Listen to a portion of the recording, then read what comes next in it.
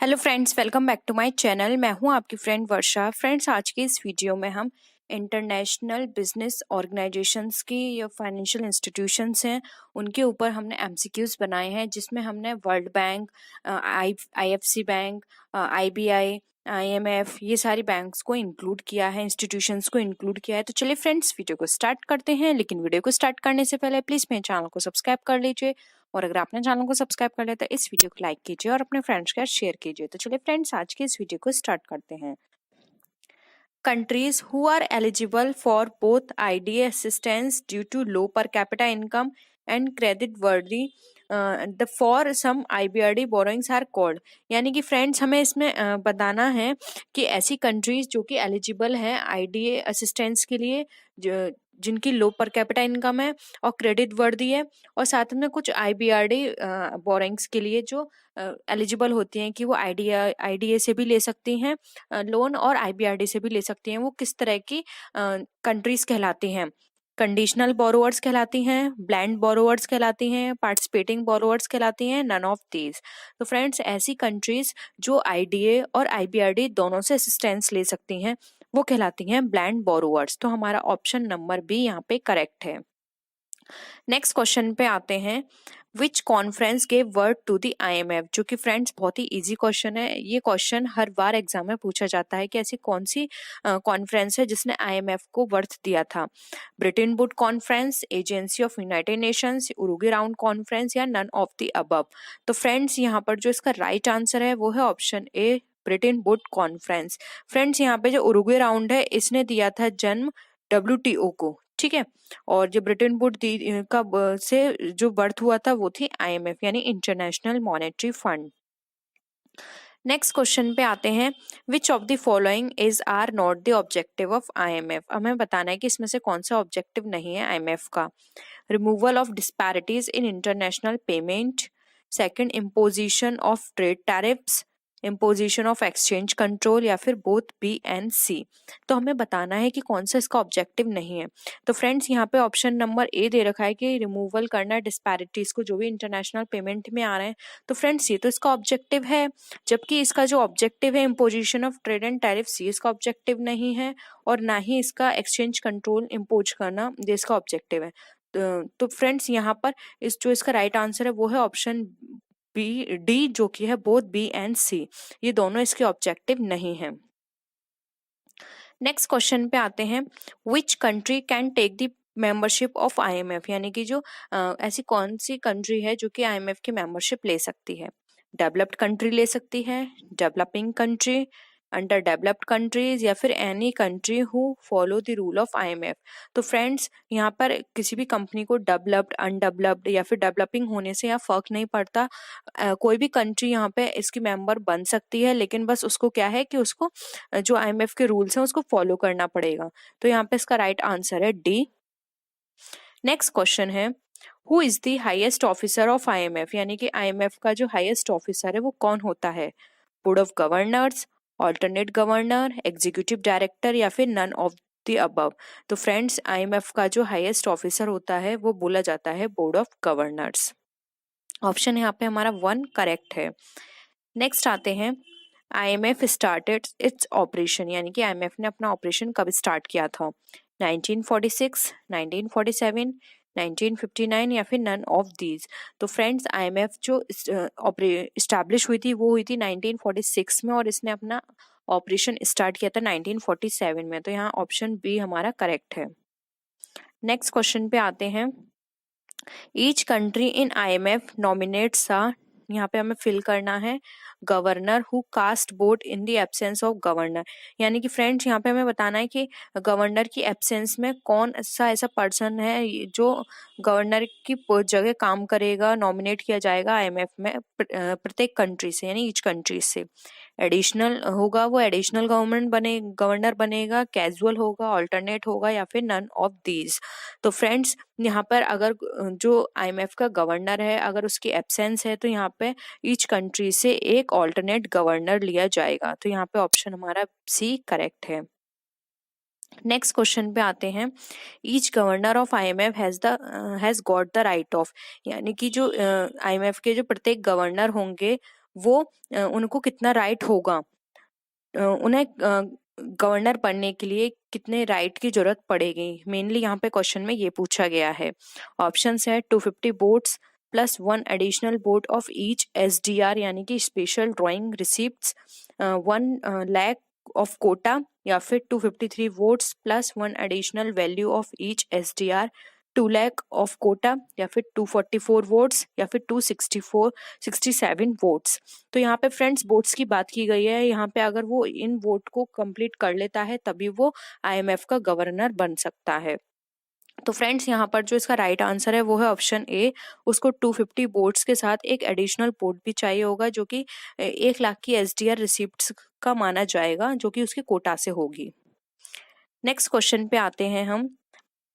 India is the dash member of IMF यानी कि India IMF का कौन सा मेंबर है? प्रोग्रेसिव मेंबर कहा जाता है, फाउंडर मेंबर है, एडिशनल मेंबर है, या एक्टिव मेंबर है?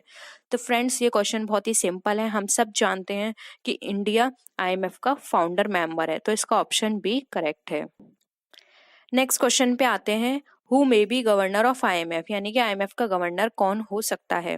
Governor of central bank of private country, या फिर resident of a particular country, both A and B, या नाइदर A और नॉर B।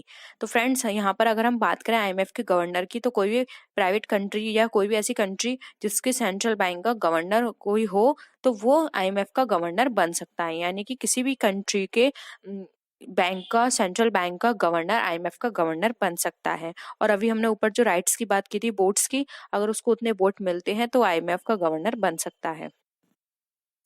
नेक्स्ट क्वेश्चन पे आते हैं। Board of executive director of IMF may be appointed for, यानी कि जो बोर्ड ऑफ एग्जीक्यूटिव डायरेक्टर होते हैं IMF के, वो किस तरह से अपॉइंट किए जाते हैं? 6 ईयर के लिए, 2 ईयर के लिए, 8 ईयर के लिए, या फिर नन ऑफ दीज? तो friends board of executive director जो होते हैं IMF के, वो हमारे किए जाते हैं 2 ईयर्स के लिए अपॉइंट। तो यहाँ पे राइट आंसर है हमारा ऑप्शन बी। नेक्स्ट क्वेश्चन पे आते हैं। The quota of all the member countries with the IMF are valued in terms of, यानी कि हमें यहाँ पे वैल्यू बतानी है जो भी IMF के साथ किसी मेंबर कंट्रीज को अपने कोटा में लेकर आने हैं, तो उसको क्या बोलते हैं? SDR बोलते हैं, डॉलर में लेकर आते हैं, डॉलर बोलते हैं, बोथ A एंड B, या फिर नन ऑफ दीज? तो फ्रेंड्स अभी हमने बात की थी वोट की, तो उसमें हमने पढ़ा था कि 1 लाख ऑफ जो भी उसका कोटा है उसके 1 लाख SDR से एक वोट माना जाएगा, तो वो एडिशनल वोट उसको लाना है। तो यहाँ पे राइट आंसर है ए, जो कि है SDR, special drawing receipts. Next है which of the following bodies are of IMF, यानी कि यहाँ पे बताना है कि IMF की जो बॉडीज हैं उनमें से कौन सी IMF के अंदर आती हैं? Board of governors, executive board, managing director, या फिर ऑल ऑफ दीज? तो यहाँ पे हम बात करें फ्रेंड्स IMF की फॉलोइंग बॉडीज में से कौन सी बॉडीज IMF के अंदर कंसल्ट की जाती है, तो वो की जाती है बोर्ड ऑफ गवर्नर्स की। तो IMF की जो फॉलोइंग बॉडीज में यहाँ पर जो ऑप्शन है हमारा उस क्वेश्चन का, वो है option A, board of governors. Next question पे आते हैं। World bank provide loans to the member country, यानी कि जो वर्ल्ड बैंक मेंबर कंट्री को लोन प्रोवाइड करता है वो किस तरह से प्रोवाइड करता है? फ्रॉम ओन फंड्स, यानी कि खुद के फंड से, फ्रॉम बोरोइंग्स, बोरो करके, बाय गारंटी, गारंटी करके, या फिर ऑल ऑफ दीज? तो फ्रेंड्स यहाँ पर हम वर्ल्ड बैंक की बात करें तो वर्ल्ड बैंक अपने मेंबर को कभी भी लोन प्रोवाइड करती है, तो उसके ये सारे ऑप्शंस करेक्ट हैं। यहाँ पे ऑप्शन डी हमारा राइट है। ऑल ऑफ दीज वो ओन फंड से भी दे सकती है, बोरो करके भी दे सकती है, और गारंटी भी, आपने कहीं से लोन लिया है तो वो आपके लिए वहां पे गारंटी भी दे सकती है। नेक्स्ट क्वेश्चन है। The world bank is the short name given for, यानी कि जो वर्ल्ड बैंक है उसका शॉर्ट नेम किस किस बैंक के लिए दिया गया है? Short name world bank. IMF के लिए, IBRD के लिए, IFC के लिए, या फिर ADB के लिए? तो फ्रेंड्स हम जब सब जानते हैं कि इसका जो राइट आंसर है वो है ऑप्शन बी, IBRD, यानी कि international bank for reconstruction and development का शॉर्ट नेम है वर्ल्ड बैंक। IMF का फुल फॉर्म होता है इंटरनेशनल मॉनेटरी फंड, IFC का होता है इंटरनेशनल फाइनेंशियल कॉर्पोरेशन, ADB होता है, यहाँ पर ADB का फुल फॉर्म है Asian development bank.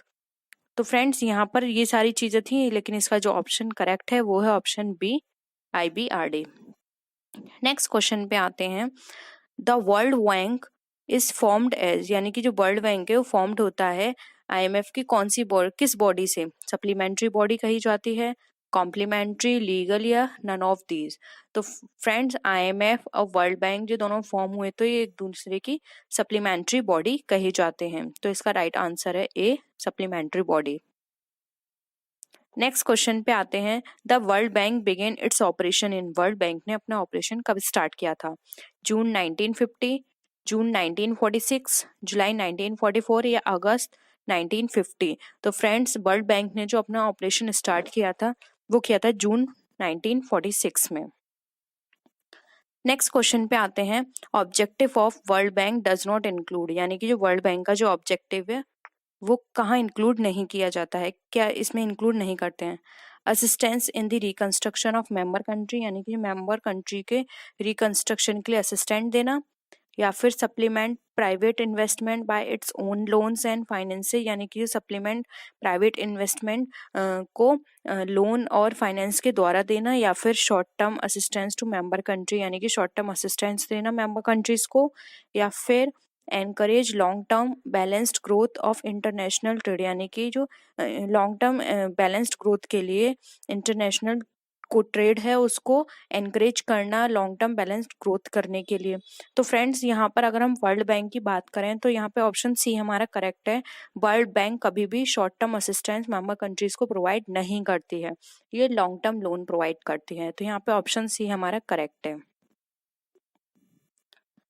Next question है। The IMF commenced operation in Washington on, यानी कि जो IMF है उसने अपना ऑपरेशन वॉशिंगटन में कब स्टार्ट किया था? 1 मार्च 1947, 1 मार्च 1948, 15 मार्च 1960 या फिर 15 मार्च 1980? तो फ्रेंड्स IMF ने जो अपना ऑपरेशन स्टार्ट किया था वो किया था 1 मार्च 1947 को। नेक्स्ट क्वेश्चन पे आते हैं। A country leaving the membership of IMF can continue its membership with World Bank if members of bank give their votes in its favor। ठीक है, तो हमें बताना है कि ऐसे कितने परसेंट वोटिंग जरूरी है उनके फेवर में देने के लिए कि अगर वो IMF से अपनी मेंबरशिप हटा रहे हैं लेकिन वर्ल्ड बैंक में अपनी कंटिन्यू रखना चाहते हैं। तो 65%, 75%, 67% या 79%? तो फ्रेंड्स उन लोगों को 75% वोटिंग चाहिए तभी वो अपने ऑपरेशंस वर्ल्ड बैंक के साथ कंटिन्यू कर सकते हैं, अगर वो IMF की अपनी मेंबरशिप छोड़ते हैं तब। नेक्स्ट क्वेश्चन पे आते हैं।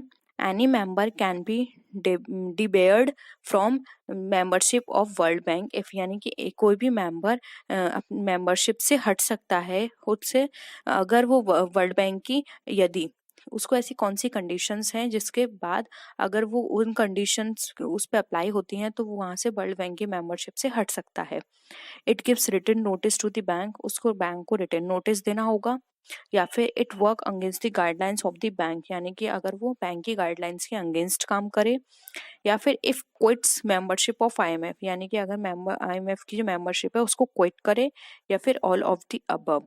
तो फ्रेंड्स यहाँ पे हमें बताना है। तो फ्रेंड्स अगर हम देखें तो यहाँ पर रिटन नोटिस देगा तब भी वो माना जाएगा, अगेंस्ट काम करेगा तब भी माना जाएगा, लेकिन यहाँ पे ये ऑप्शन जो है थर्ड, ये यहाँ पे इन्होंने अधूरा दे रखा है। यहाँ पे दे रखा है कि it quits membership of IMF। ठीक है, तो यहाँ पे अगर ये भी लिखा होता कि उसको 75% वोटिंग राइट नहीं मिल रही है तब, लेकिन हम यहाँ पर अगर देखें तो हमारा ऑप्शन यहाँ पे हम फॉलो जो करेंगे वो ऑप्शन डी करेंगे, क्योंकि यहाँ पे ये दोनों ऑप्शन हमारे करेक्ट हैं तो हम थर्ड को भी करेक्ट ही मानेंगे, इसलिए हमारा ऑप्शन यहाँ पे डी जो है वो करेक्ट है।